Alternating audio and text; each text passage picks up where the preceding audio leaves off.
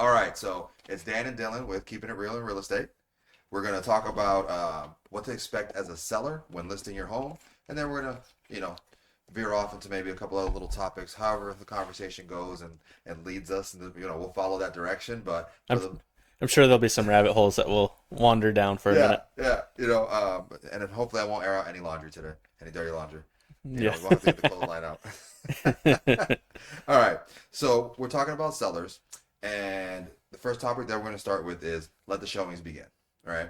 So I'm sorry, it wasn't let the showings begin. What to expect as a seller, right? That's where we actually wanted to start. I was on page 2 already. So what to expect as a seller. So you're a seller. You're sitting down. You're talking with a real estate agent. All right. What do you think most sellers think our process is? I think that the common go-to for people to think of realtors listing their houses, they take some pictures, they put it in the MLS, and then they meet you at the closing table. Okay, and what's your process? It's a little bit longer than that. Typically, I'll throw a video in there, maybe an open house.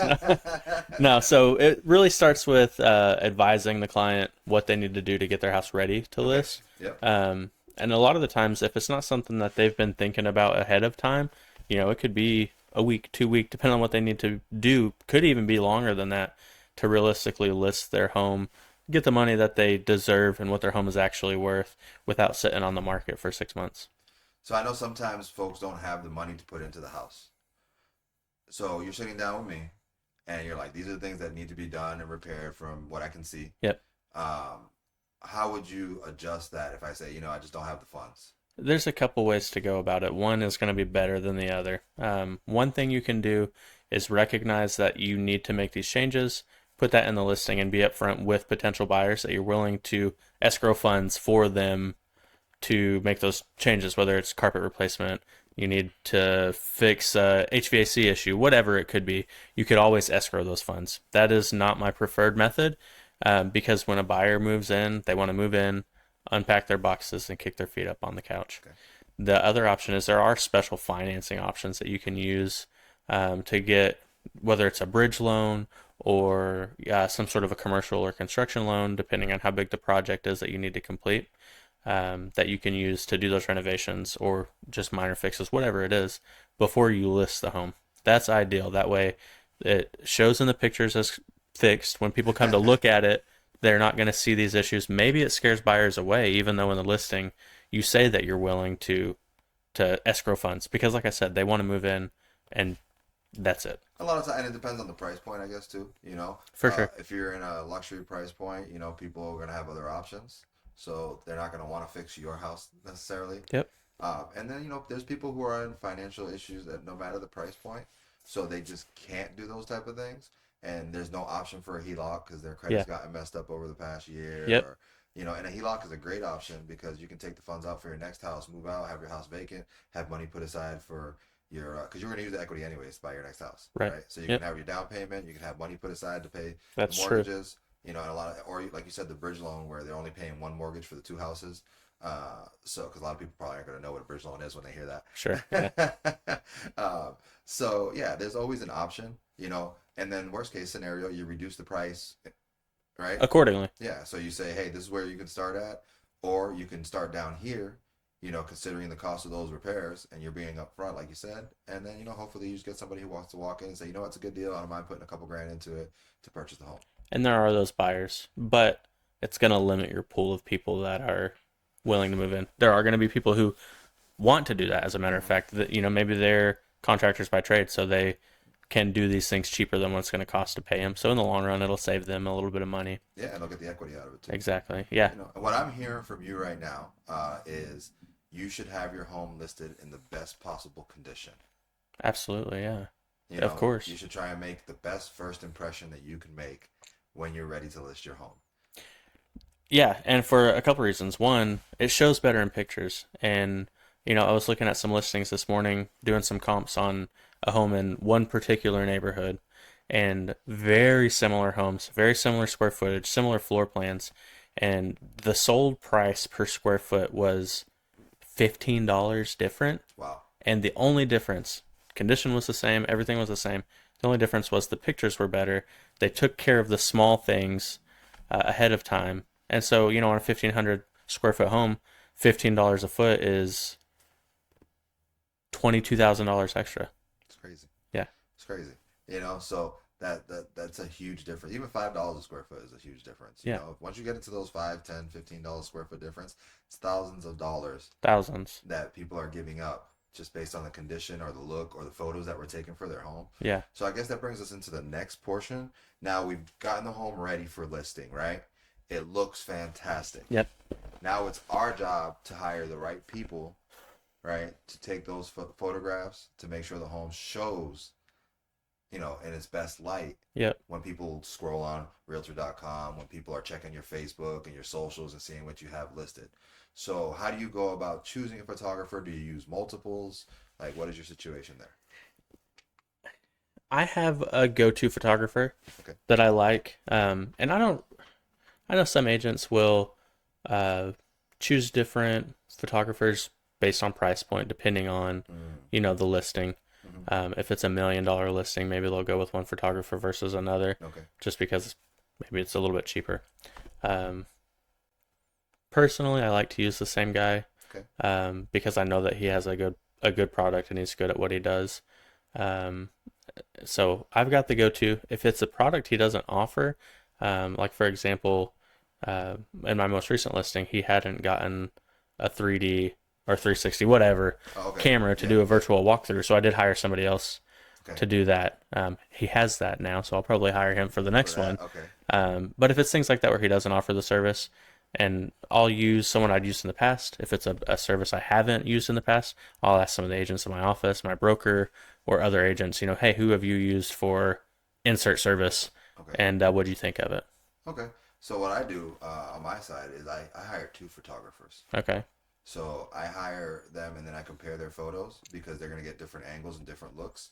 And I'll put usually $500 to $900 into just the photography. And then that's interesting. If I need a different person for drone, because some photographers have drones, but they're not good with drone, I'll specifically spend like $250 to get, a 10-second clip or 3 10-second clips and like 16 photos from a drone photographer for the aerials and stuff. And then I try and put it all out together. So it comes out to, between 500 and like $1,200 is what I'm going to spend on photography. So, if I'm doing a little $300,000 house, it might be on the $500 end because the house isn't going to need it. It doesn't have the lot for the drone photography. Right. Right. If they want the drone, they can check the tax record if they want to see the parcel. Right. But if it has land, if you want to highlight those other features, then I will spend the extra money. Because putting 10% just into those video costs is a good way to get your home sold in under 30 days. I agree. I agree. And for me, like those photographs and being able, so I have one photographer who's really interesting. He takes 3 photos for every photo, but he changes the color scheme and then he combines them into one photo. He layers them, and like it's a really cool photo technique. So everything comes out richer. The contrast is, it's so different. And then I'll compare it to someone else who might just focus on lighting. And then, I'll have 2 different versions. So one might go on Facebook and see how that does. And I'll do an A/B test, for all of them to see which one gets the most attention. Right. But it really, because everybody has a different eye. Yeah. So for me, like, that's my strategy. It's like, as I like to use two different people. And it works out pretty well, I think, because the homes generally sell pretty quick. I get offers pretty quick, and then I have a ton of marketing material that I can use again and again and again. Exactly. So, I don't know. That's where I go from there. So we got the house cleaned up. It's it's decluttered. It's looking good. Do you recommend like an open house the first week of a listing? Like, what is your strategy for most sellers? Because everybody's a little different, but most sellers are going to want their home to be shown. Yeah. I always recommend open houses. It brings people in who maybe wouldn't have stopped by. They're kind of out and about, whatever, and maybe it grabs a person who wasn't necessarily looking in that neighborhood or in this particular area. But are we doing it the first weekend? It's going to depend on when we list the home. Okay. If we list it on Friday, we're not going to do it the first weekend. Yeah. Really? In my opinion, because then that gives me a day to market it. That's true, but it does hit the market hard that beginning because that's true. That's true, and I definitely see both sides of it. I try and list on Wednesdays. Yeah. Because then we get Wednesday, Thursday, Friday, Saturday, and then I'll do the open house that Sunday. It is tough to do an open house on a Friday. So like if I put it on a Friday, I like to do a broker open the next Thursday and then a public open that Sunday. So the Sunday, 2 days after you list it. No, the one the next 9 days. The next week, 9 days. Right. Because that'll give it time for the people who want to see it right away get into it. It'll let it percolate through the system, and then the broker open house is to generate their buyers to come to my open house on Sunday, so they don't have the time to show them. They're there. They're with me. Yep. They know that I'm not gonna try and take their buyer from them or anything Right. like that. Right. You know, and they're gonna be like, oh, my agent was at the broker open house, and I'm like, oh, fantastic. You know, and we try. They know me now. They know their agent. They feel comfortable. They make an offer. So you're saying that if you list it later in the week, then you are going to wait until the following weekend. Yeah, that's how I feel too. That gives you more time to market it because, especially if it's an occupied home, nothing worse than holding an open house that no one shows up to, kicking them out for 3 or 4 hours. So yeah, I like to have at least a few days to do some marketing for the open house ahead of time. I can't list it any later than Wednesday if they want it in the same week. I agree with You that. know, just because you need 4 or 5 days. Because you're going to run Facebook ads, you're going to run Instagram ads, you're going to put it on YouTube, you're going to pay all this money for Google to find people to watch your videos and stuff like that. And like you need to garner that interest from the walk through the door. Yep. Like, will people walk through the door if you do it 2 days later? Yeah, probably. Probably. You know, because they're like, oh, we can just get in there in 2 days. But the other flip side of that is how many people do you want walking through? You know, so last open house I did, back-to-back open houses, we had 15 to 20 groups come through, so that's like 40 to 50 people come through both times. You know why? We had a week of marketing, we had 7 to 10 days of Facebook ads and Google ads. So, and people don't think about that side of it where, all right, sure, I'm making a $15,000 commission, let's say. Right? I'm making a $15,000 commission on X price house, right? And I've already put $1,200 into it, right? Just for photography. Now I'm running ads that cost me $20 a day for 7 days. It's $140 a week, right? So and I consistently do that during the listing. So the listing goes 30 days. Right. I'm into it another $750. Okay. Then we have our split with our brokers. Then we have we pay in the government 28% of what you get paid. That 15 turns into 4,500 really, Yeah, really, pretty really quick. fast. Yeah. You know what I'm saying? So Yeah. like that's the other part of it that makes me laugh, because there's agents who will go list your house, not do anything because they're trying to maximize what they're getting. And like with us, it's really about getting the sale for the client and getting the most money. Yes, we need to make a profit on what we put in, but we're willing to put in, our own money and risk our own funds to market their home properly. And it is a risk because if it doesn't close, then we're just out those funds. Yeah, because when I do my contracts, I don't charge them anything. Yeah, no, if something comes up and you have to take the home off of the market, I'm not going to ask any reimbursement. I probably should, but We definitely, it's good to cover, CYA. I know agents that do 1% of what their cost is. Generally, folks don't have the cash. They're selling for a reason. We're just in a tough environment and situation. If things were different and they have the money or something like that, then maybe up front I'll say, hey, like, if things go south, if we, what are you willing to pay? Because I'm going to spend this much money on this and this much money on that. And am I going to put money to market your house? And we have this for 6 months. How much are you willing to pay me for my services? And a lot of times they'll offer you 1% if you ask, but 99.9% of my contracts, like I feel like I'm going to get it sold, so I don't charge them a dime, and if it doesn't work out, it doesn't work out. I eat the loss and just claim it on my taxes. Yep. So, but that's the risk that we take that I think the public doesn't generally get to see or understand, that, if you are an agent who is working to produce and working for your client, you are putting your own money at risk to list and sell their home. It's not just them paying you to get a job done. Right. You are actually paying to market that house. I've seen some agents, and I don't know who, it's just clients that I've talked to, after their listing has expired, that have their clients pay for the photos at the time of listing, and then that amount is just reduced from their commission so that there is no risk. That may be an agent who's just getting started and doesn't have the funds. And that could be the training that they've gone through, where whoever they're working with, their broker is recommending that they do that to mitigate their risk. At the same time, you're running a business and there's a cost of doing business, And I believe those costs, the marketing costs, should be on the agent. I agree with that. It's my job to sell your home. It's my job to advertise your home. We are basically an advertising company for residential, commercial, real estate lots. That's our job, to tell a story, Yep. to garner interest, so that the right buyer sees that property, and we find the right buyer through either our social media, our networks, connecting with other agents. However you find that buyer, get them to walk through that door and make an offer for the most amount of money for your seller. That's the job, you know. And I think some people forget that, like when it comes to the agent side, and they get in, they stick a sign in the yard, they put photos up, and they're just waiting for a phone call. Right. It's like, what did you do to get the phone call? If you're not getting a phone call, it's for a reason. There's a buyer for every single house, whether it's having the price reduction conversation because you've had 15 showings and you didn't get, maybe you got an offer but you didn't get the offer you wanted. Yeah. We have to do something to re-engage that interest. I'm doing my part. I'm getting people through the door, and now we have to have this tough conversation. And I feel those tough conversations are better suited up front. Give them a heads up that, hey, this is what we're doing. If this doesn't work, then maybe we need to go this route. Yeah. Whether that's the pricing or, like we talked about earlier, things that need to be fixed or replaced. Maybe we can see if we can skate by and get an offer, but if not, then we're going to need to address it at some point throughout the listing. Yeah, because it makes sense that if you are listing a home and you're at the table talking about how we're going to get this sold, but you don't have the conversation of, this is our starting and asking price point. If the general public is coming into your home and telling you they feel that it's too much for what you have, what are you prepared to reduce it to? Right.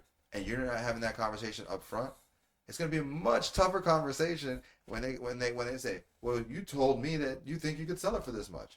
I was wrong. Right. I make mistakes. Yeah. That's a way tougher conversation to have than saying plan A, plan B, plan C. This is what we do here. This is what we do at this point. Now we're 30 days on the market. We need to make this adjustment and pivot. This is all the feedback we've had. Because if you have people walking through the door, that means your photos and your marketing is working, right? Yeah. Your videos are working. If they're not making offers, what's the only other thing left on the table? It's a price reduction, or like you said, making some necessary updates and repairs. Those are the only two things that you can do as a seller. You can't move your house. You can't change the location. You're not going to make your closets bigger by tearing up walls. You reduce the price and find the right buyer. Yeah. Because you have holding costs, right? It costs money to own the house for sure. So you're still carrying that insurance. You're still paying that mortgage.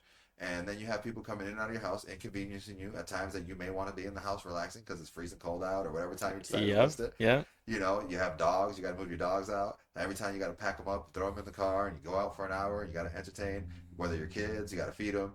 You got to find something to do for the time that showing is going on. I had one guy that they had a double lot, and he would sit in his truck at the double lot. Next door. Spy on them. I'd be like, dude, it's so creepy. Yeah, no doubt. I'm like, just go take a walk, go take a drive. Just let the people shop. Instead of parking in the lot, go park at Walmart or something. Yeah, it's hilarious. I thought it was funny, but we got the house sold, so at the end of the day, it didn't matter. Yep. But we sold it from an open house. That's usually how most of mine get sold because we hold so many. Right. So we have the showings. We have the showing schedule, pictures, videos. We talked about timelines. You posted everywhere. Let's talk a little bit more about timelines because this is something Okay. That maybe gets overlooked. Maybe we've talked about the timelines of what to do before listing, what to expect when listing, but there are legal timelines that you have to stick to when you're selling a house. And the personal timelines. And also personal timelines. Like Yeah, goals, absolutely. Their goals to move and stuff. Yeah, so let's start with first personal timelines. And that's going to be different for everybody. Oh, yeah. Maybe you have a timeline. For example, a lot of people had to move back to Northwest Arkansas because Walmart said, hey, come home or find a different job, right? So that's a timeline they had to stick to. Obviously, you and I aren't working with their listings in Washington State or wherever they're at the time, but the agents that they're working with needed to get their homes sold in time for them to make it back to Northwest Arkansas by Walmart's deadline. And that's one timeline. And then if that feeds into where there's a contingency for to purchase, right? The home that's here, that may not work with the personal timeline of the person who's selling their home. Right. I can't wait for you to sell your home. I need to keep looking for the next buyer. Yep. So yeah, personal timelines really matter. So like I'm on a timeline with Brandenburg right now. The sellers the seller is freaking out a little, but like the timeline and the way that I'm looking at it, like, bro, we got plenty of time. You know what I mean? Like, they, And it's stressful selling a house. yes, It's stressful buying or selling, but and especially when you have a timeline you and got to if you're stick trying to. to move to another Yeah, country or you're trying to, you have this whole big plan that you're trying to do. So I really feel for them, because I know that inside their head they're like, why hasn't it sold? But it's like we've had a ton of people through there. We've had offers. We just haven't put it together yet. yeah, And if it was 40 days away from their timeline, I would be worried. But it's like 4 months. You know what I mean? yeah, So it's like yeah. we're adjusting. We're doing the right things. We're making another adjustment. And that's it. If you're getting close to your timeline, you got to adjust. Like if you're moving out of state and you have a contingency on a home that you're purchasing here, then if your home's not under contract yet, maybe drop the price. You're gonna have to make a move. Yeah, You're gonna have to speed up your timeline. yep, So I think that's where we are kind of with them, where we're gonna speed it up because they're feeling pressure. I'm not feeling pressure, right, and if your agent's not feeling pressure, you should probably follow their lead. Especially when like they're coaching. And we're saying because we have conversations all the time. It's probably 3 times a week. If you need to be talking to your sellers, right? yep, Like this, I've even heard where agents only talk to them if like there's an appointment coming or they don't hear from them otherwise. And it's like, bro, you need to be talking to your sellers on a regular basis. Even if you don't have anything to say like for updates, yeah, you should be sparking conversation of what can we do to sell the home. You should be forward thinking. Nothing drives me more crazy than someone who has a listing that doesn't deserve it. yeah, They'll stick the sign in the yard, key holder agents, like yeah, taking photos with their cell phone, talking about why hasn't my house sold in 6 months? Well, your photos are not very appealing. You're not making anybody want to walk through the door. When people walk through the door, has your agent coached you on making sure the house looks staged? Does it smell good? Does it look nice? Did you leave dirty pans in the sink? Like, what is the showing situation when people walk through the door? You have a product to sell? I can go to one restaurant and order a steak, and if they bring it out to me on a trash can lid versus one that brings it out to me on a beautiful plate with mashed potatoes, same steak, it just is presented differently. where am I gonna go? Yeah, Why is it you go to Ruth Chris and your steak meal is $60 for one person, and then you go to Longhorns and it's $24.99? It's the same steak. yeah, It's the same steak. It's the same New York strip steak. Why is one way and one the other? exactly. Presentation, Yeah. delivery, customer service. Yep. So what are you? How are you showing your product, Mr. Seller? And what are you doing? Because I've gotten people through the door. So what product are you showing them when they walk through the door? That's another conversation, right? It's like the Burger King or the McDonald's ads. The burgers are, they've got so much lettuce and so much tomato. It looks delicious, and then you get it open from the wrapper, and it's just all sideways. The bun's upside down. Yeah, They got one sesame and one non. exactly. Yeah, that's how it is. We take all the time to. First off, you as a seller take the time to get the house ready, get it clean for the photos, for the videos, and then we do our job marketing, putting out all these nice photos and videos, and then they open up the wrapper and the bun is off of it, and there's a slice of cheese on top of the bun. It's crazy, man. It's crazy. So, those are all things I think, between the personal timelines, like you said, and then the contract timelines. Yeah, contract timelines are something that honestly probably gets overlooked by a lot of real estate agents because it's something that we do every day. And as a seller, you have no idea what to expect from timelines. You know that I would like to close by X date because that's what we agreed on. But what about in between getting an offer accepted and closing date? What can we expect as a seller? So when I have my conversation with my sellers, they may not have sold a house in 5 years. Things change. Mm-hmm. So, we have an inspection period whenever a house goes under contract, right? So a buyer is going to make you an offer. Right. And they're going to, maybe you're selling your home as is. Now there's no inspection period, right? Sometimes you're selling as They is can still with have an it. Yeah, with an inspection. Yeah. So there's 2 ways that you can have that, right? So you can have it as is with an inspection period or as is no inspection period. If there's no inspection period, they do not have to let you back in the house. That's it. You start the one time until you close or for final walkthrough. Like there's no, and you bought it as is, so you don't even need to do final walkthrough. Right. Now, if I did as is with inspection, I can have an inspection, so I know what's going on, but I can't ask for anything, right? But you can use that as a way to, if there's too much wrong with the house, then you can cancel the contract at that point. You can walk away, and if you're going to walk away, a lot of times the seller will try and negotiate. Yeah, exactly. Then you have the position of the normal. What most offers are there's a 10-day inspection period once you go under contract. So both parties have signed the contract, and now the clock starts ticking. If you sign it on a Saturday, it doesn't start till Monday. 10 business days. Yeah. So And so we're not including holidays. Like, for example, Monday Martin of Luther this King. week didn't count. Yeah. So you have that 10-day inspection period. So I tell my sellers, hey, look, it might be quiet for a few days. They're going to hire an inspector. We're going to get the inspector in. Then they're going to review their inspection report. They're probably going to send us a copy of that. If they don't, we'll ask for it. And then they're going to ask us for their repairs or a price reduction. It's going to be a negotiation at that point. Right. If you don't like what happens here, you can walk away or they can walk away. How long do they have as the seller to respond to whether or not they want to agree or negotiate on the repairs? So in Arkansas, once you receive the inspection addendum with the request, you have 5 business days to respond. Okay. And then, so let's say we want to do 3 out of the 5 repairs, but we're not doing the other 2. How long does the buyer have to respond to that? They have another 5 days. And then back and forth, Yeah. 5 days back and forth indefinitely until you either agree or or cancel the contract. Yeah.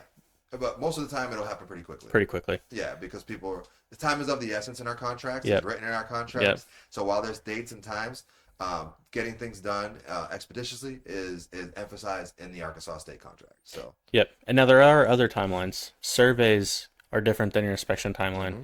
Perk tests can be different than your inspection timeline. And then there's also different timelines if you're, as the seller, requesting non-refundable deposit Yep. or earnest money deposit. Those timelines are all negotiable, really. Yeah, you can ask for an earnest money deposit after inspection. Yep. You can ask for it in the first 3 days. You can ask for a non-refundable right away. Yeah. You know, you can ask for a non-refundable after the inspection, Yep. so they know what they're getting into.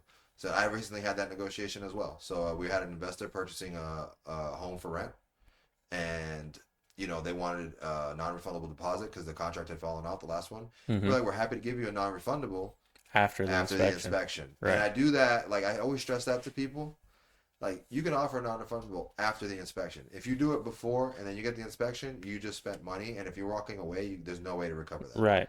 So we need a breakup point that works for both parties. Yeah, and it's important to make sure your seller is aware of what sort of things can make them liable to give that non-refundable, because even though it says non-refundable, there are a few things that can, legally obligate you to refund that non-refundable. Like not disclosing a latent issue. Sure. Something that is materially a defect with your home, and you don't disclose that. Where there's a really bad leak or there's something. Because in Arkansas, it's a buyer beware state. So if the buyer does their due diligence in those situations, they're able to get that back. Right. So you have to also be cautious. It's a little difficult. There'll be a fight. There might be lawyers involved. Yeah. Some people will be smart and just give it back because they know they were in the wrong or whatever. But we know everybody's different. Not everybody is gonna do what's right for everyone or in everyone's best interest. Yep. So just buyer beware, seller beware. There's contracts for a reason. These are legal documents. They're created by lawyers, not by real estate agents. Right. Yeah.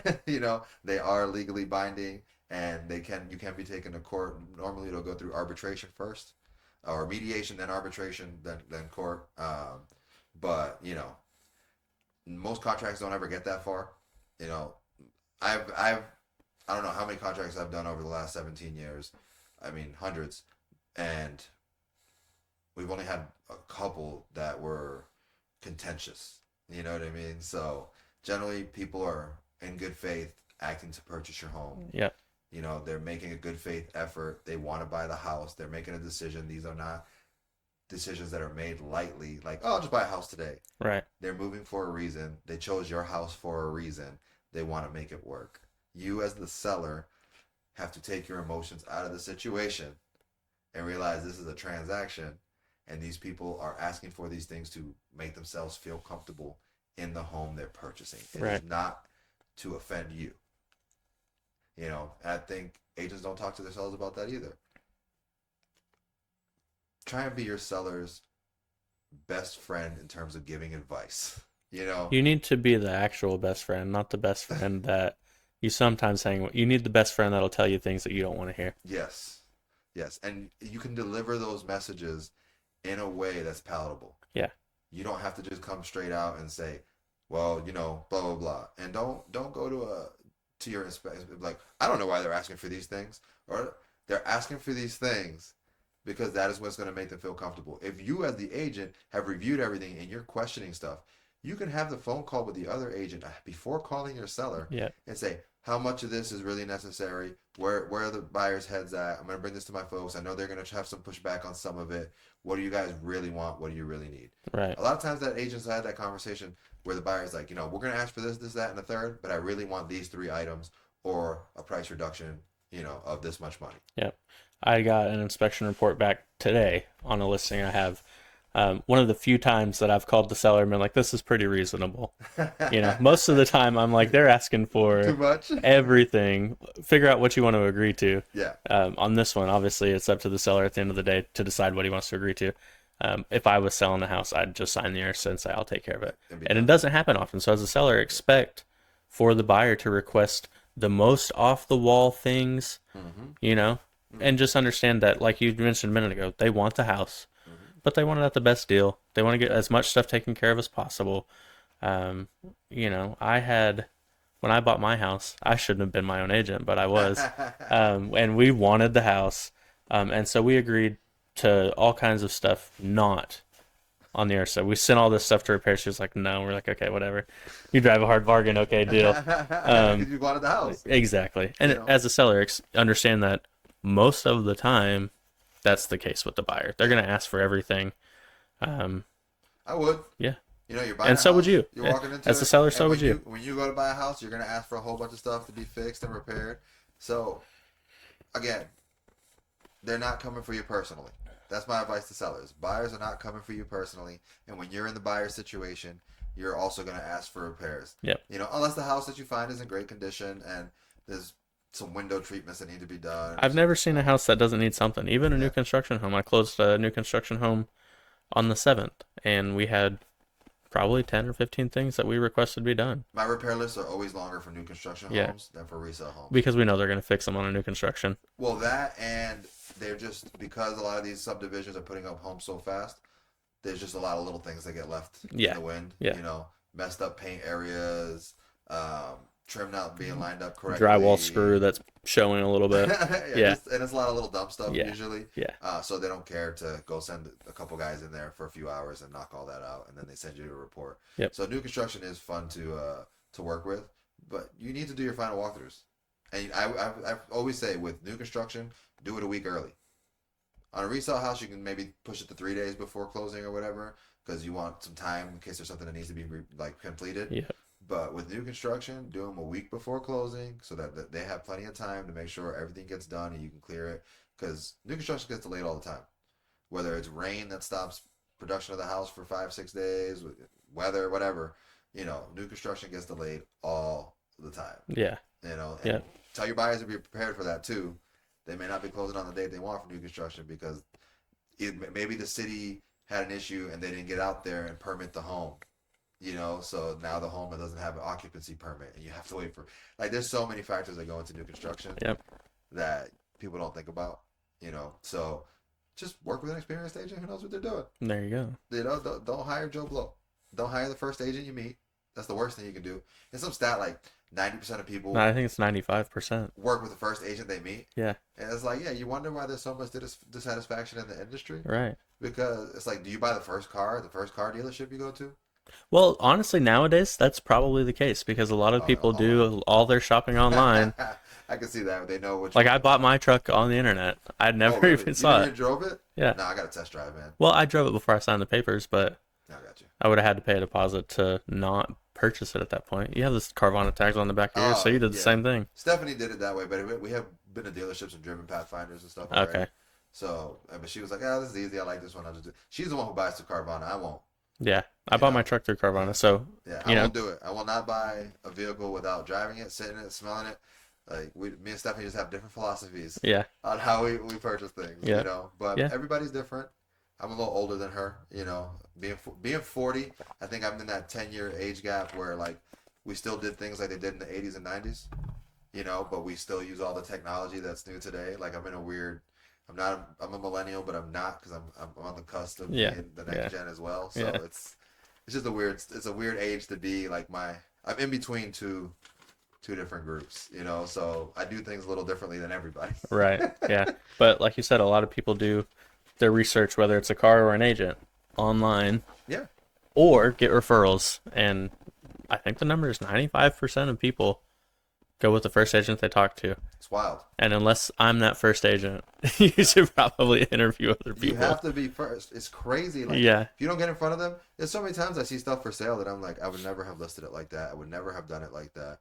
You know, and people wonder why this stuff sits on the market. It's because you're not working with somebody who knows what they're doing. Or if they know what they're doing, they're not doing it in a way that benefits your house. They do it the same for every single property. Right. You know, you cannot be cookie cutter in marketing. You just can't. And I don't get it. I don't get it. But yeah, I think that covers most of what sellers should expect. Is there anything that you think we're missing? I feel like something's missing, surely. There's always something that comes up in a transaction that we don't That we expect. don't expect, yeah. Wow. I guess for sellers, expect to be surprised. Yeah. Expect to have a little disappointment. You know, expect to have that disappointment turned around at some point in the transaction to where you feel good about things again. Expect negotiations to be a little tougher than you expect. And don't take them personally. Yep, and expect to not get your personal feelings involved in the negotiation portion of the transaction. Because I know we're dealing with your money. I know we're dealing with your financial liability. I know we're dealing with your next step or goal to move into your next property or out of state or whatever your situation is. But these buyers, every buyer is trying to get the best situation for them, and you're trying to get the most money for you. So, you know, if you're a seller in 2025, just expect, and I keep using that word because I want you to be thinking ahead of time when you're doing these things, for a transaction not to go in the way you think it's going to go from the start. You know, be flexible. Yep. Expect to be flexible. That's my number one Yeah. message. Yep. You know, Yeah. Flexible in all sorts of ways with the transaction, because I've not had one single transaction that was like the last one. There's always something and once different in a while about you it. get a smooth one, right? It You get happens. one that people just want to buy. They're good. They move on. The house looks great. Your seller has gone above and beyond into making sure everything is right with the house, and it goes super smooth and it's an easy transaction. Those are possible. They're not common. You know, It's not the norm. 9 out of 10 transactions, there's going to be inspection addendum requests. You know, if you have land, there's probably going to be a survey request. If you don't have one, you're going to need to take time for that. It may delay your transaction, so just be Yep. flexible. Yep. Is that our message to sellers? Be flexible. Be flexible in your transaction. And, you know, and give a little grace to your real estate agent unless you hired the wrong one. Exactly. I agree with that. Do you agree with that? Yep.